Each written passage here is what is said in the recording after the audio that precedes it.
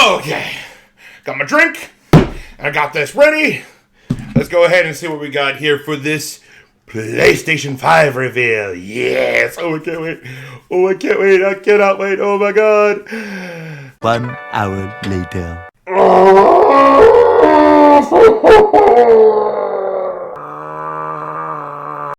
Hello and welcome. I am Brett J. Rasmussen, and I'm here to go ahead and give you my final thoughts on the Road to PS5 reveal event that we had from Mark Cerny. And oi, that was not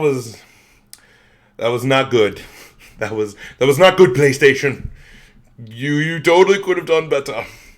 So what this was is that we heard on pretty much a day before the reveal, this reveal that we had, is that on Twitter, on all the social media, on the PlayStation blog, everywhere, that Mark Cerny was going to do a deep dive, quote, deep dive into the specs of the PS5. And we were going to hear about it and everything. When I heard about it, and I bet a lot of fans heard also, is that this was going to be like, oh my god, it's going to be the reveal, and we're going to see games, and yes, we're going to get the tech, and we're going to get the specs, and ooh, let's see how powerful it is, but yeah, we're going to get like more, like awesome things, like much more of what we probably were expecting from the reveal event from 2013. And it wasn't. It was very much a tech talk, almost like a lecture from Mark Cerny. It was because what this was, it was a GDC conference. Because what happened is because of the, let's say, the virus that's happening right now. And what we got was what they were going to do at GDC, but they posted to the rest of the world. And that was definitely not the right call. I understand why they did that, but that was not the right call because we haven't heard from PlayStation in a very long time outside of the 2 Wired articles that we got in 2019. While Xbox announced the system at the Game Awards 2019, they also, before this Road to PS5, they also did like pretty much a video showing the specs and like kind of the comparisons between the tech of the Series X to the Xbox One, and this was not good. It was like we spent a lot of time on SSD and the load times and 3D audio, which I will have to say, the things that Mark Cerny talked about were very, very good. These are things that actually excite me, especially the load times. The load times I'm very much looking forward to, and I will get more into in a little bit. But, man, the way that this message was done definitely was not what we wanted and we were expecting. And I really do hope that PlayStation kind of comes out of this from a better foot. I don't think this is as mass of a mistake or slip up like what happened for Xbox in 2013, where they just got overconfident and they like, oh, if you don't want an Xbox One, buy a 360. Or even of the PlayStation during the PS3. This doesn't feel like the Sony PlayStation 3. Where they also got very big for their britches and like, oh, you're going to buy the system regardless, blah, blah, blah. It feels that they're playing on the defense. It feels that they're playing their cards very close to the chest because they have everything to lose. They are the leading console sellers, leading console makers of this generation, and they do have everything to lose. So I want to go ahead and go into kind of the specs of what Mark Cerny talked about, and then compare it to what the Series X was showing. All right, so let's break this down. So when we look at the PS5, with the CPU, it's an x86 64 AMD Ryzen Zen 2 with 8 cores by 16 threads, variable frequency up to 3.5 gigahertz. That's pretty good. I like hearing that. For the GPU, it's an AMD Radeon RDNA 2-based graphics engine using ray tracing acceleration along with variable frequency up to 2.23 gigahertz or 10.3 teraflops. And that was explained more from the conference what that Mark Cerny was talking about. The system memory is using a GDDR6 16 gigs. So that's like your RAM.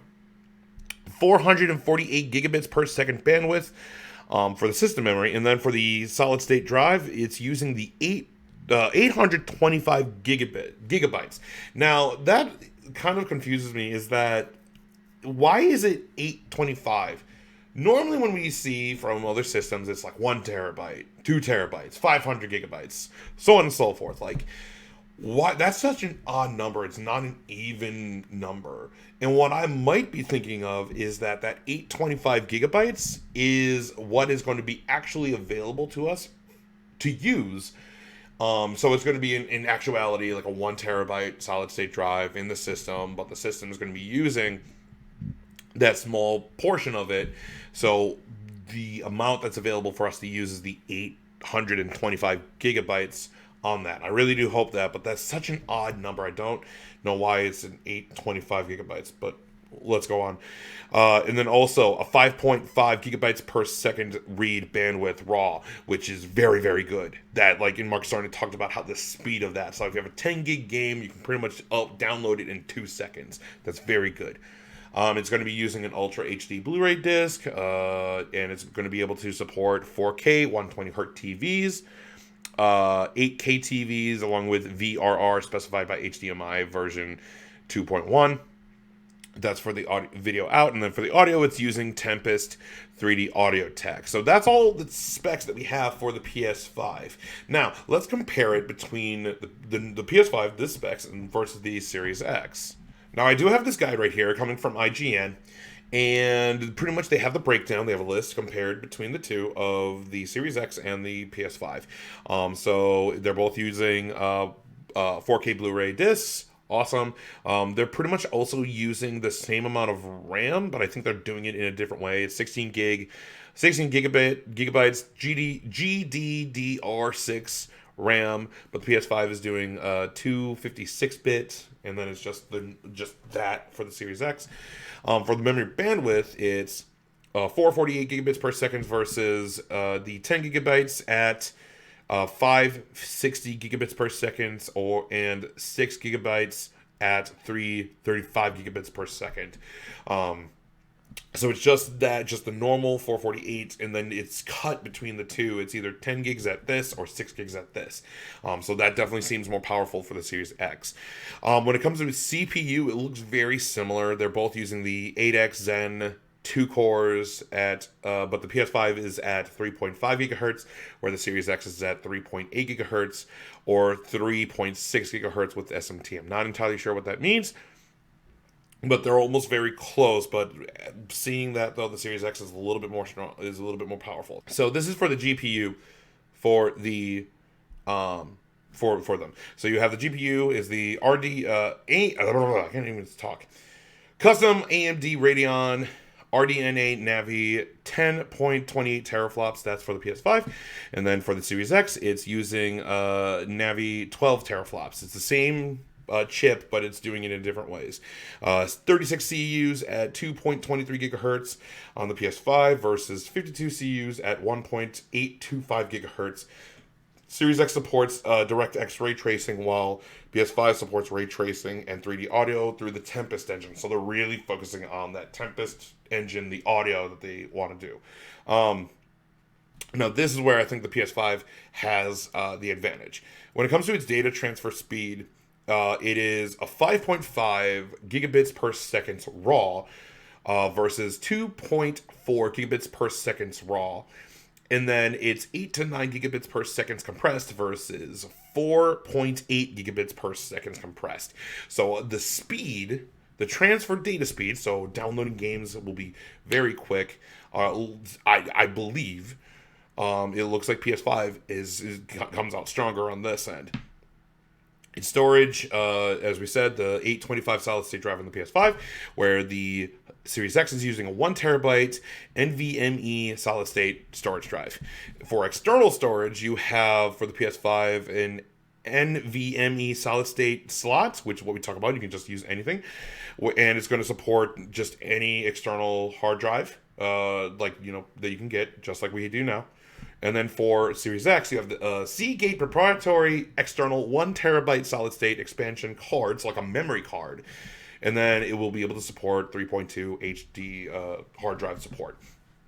So one of the odd things is that, like, you can just choose any solid state drive at a Best Buy or wherever, and you can just put it in. Bam, done. Now, we don't know any information about which ones are supported, which ones will work, how big or how small you can put into the system, but it's any of them. Where with Xbox, you have to get Xbox licensed proprietary memory cards. Seems like 1 terabyte almost memory cards, and you put it into the system.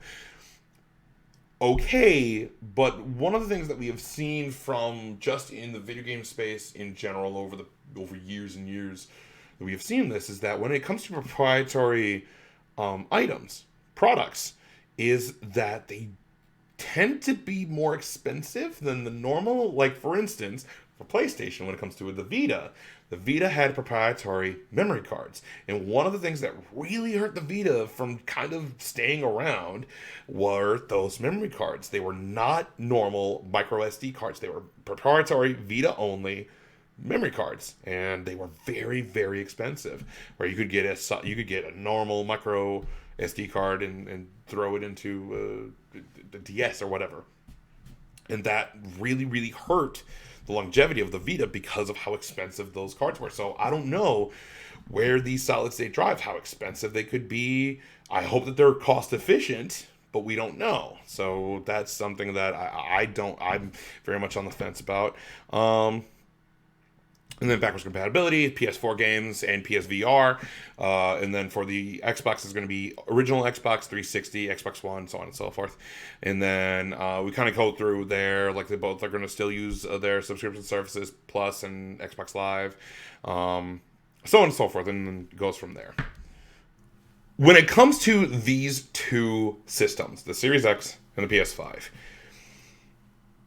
if we look at the PS5, how I kind of understood it and how this was explained and how I kind of understood it, both of these systems are doing pretty much the same. They're trying to get to the same end goal. So it's not like one is more powerful than the other. It's just the way they do it is different. But no matter what happens, they get to the end goal the same, like in the same way, if that makes any sense. So like, pretty much you have the Series X, which is I love this analogy that I heard from IGN.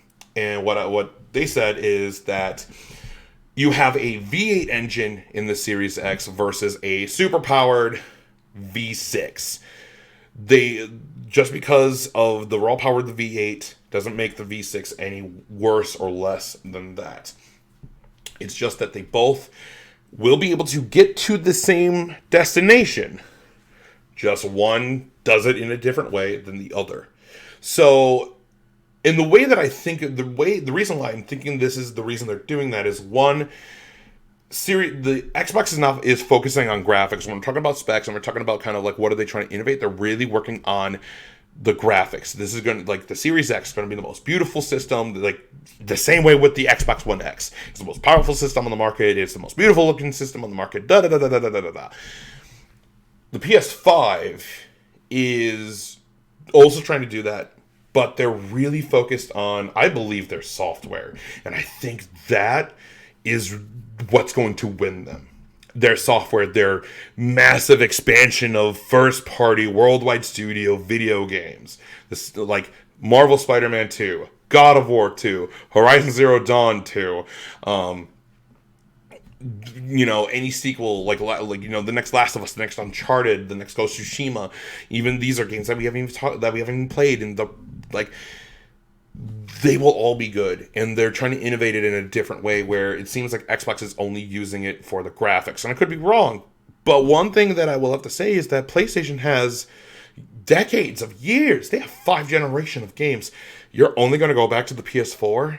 They really do need a way to emulate from PS1, PS2, PS3, and PS4. They were already working on PS4. Great, because that's one of the highest selling systems ever that they've ever made. It's part of the top 5 video game selling top 5 highest selling video game systems ever. The PS2 is still number 1, but it's among the top 5. So it's good that they're doing the backwards compatibility to the PS4. You could do the PS1 really easily. The PS3 already does it. And the PS2, you can already do it. It's just through digital games. Like, I want to be able to take my PS2 games and put them in through the disc or whatever. And then the PS3, that's going to be the weird one because it uses that cell architecture that ruined them that generation. So that is a big misstep. But I think the biggest misstep that PlayStation did is their messaging. Their messaging and how quiet they have been for the past months, or at least past 6 months. I understand why they're playing from a place of defense, but they need to come out, and if they don't start speaking soon, if they don't start giving us something tangible, what new games can this do outside of Godfall that was announced at the Game Awards 2019? What other games and what other exclusives are we going to be getting from the PS5 that make me want to go, I want a PS5 over a Series X? Because right now, if I wasn't a fanboy and I wasn't a big fan of PlayStation, I might go with the Series X, only because their messaging is very much on point and they're hitting the T's every single part. Like, they're executing the plan very well. Backwards compatibility to every system, original Xbox 360 and Xbox One. They instead of having a big huge lecture, you had just couple minute videos of here are the specs and here's everything. Oh, and then let's show a video comparison between this game. I believe they use Halo Infinite for it, which is great. You have Philip Spencer, who's the head of Xbox, kind of talking to people and explaining it very, very clearly and cleanly to what the Series X is. And they've been teasing this system for 2 years now. PS5, we just predicted it was coming out because, the Project Scarlet, well, there has to be a PS5. But PlayStation is playing on the defense, and I believe they're playing on the defense too much. I really hope that we get a message in April or in May. Like, we need something, and they need a big event, whether it's through a state of play or something else, to hear about this. But right now, this conference, and I understand this was for GDC, but if that was the case, you shouldn't have just told the entire public to go ahead and watch it. You should have put this into a blog post, made a little highlight reel for everyone to see, still put the video up for people like who love that tech talk, who love listening to GDC conferences, but telling the massive public who are looking for what games are you going to have, what can this do, show me some tangible actual things that this can do. I don't know, but I guess we'll see where this goes. So, guys, that is all I got to say. I'm very much looking forward to seeing what is in store for PlayStation. I'm also very excited to see what's in store for Xbox. This is going to be a very interesting war that's going to be happening between the two. And me personally, I hope that PlayStation comes out on top again. But good competition and close competition is what makes everything better for the video game industry. It's like just this, what can make things better. So I'm looking forward, and hopefully we'll be able to get through this crisis that we have right now.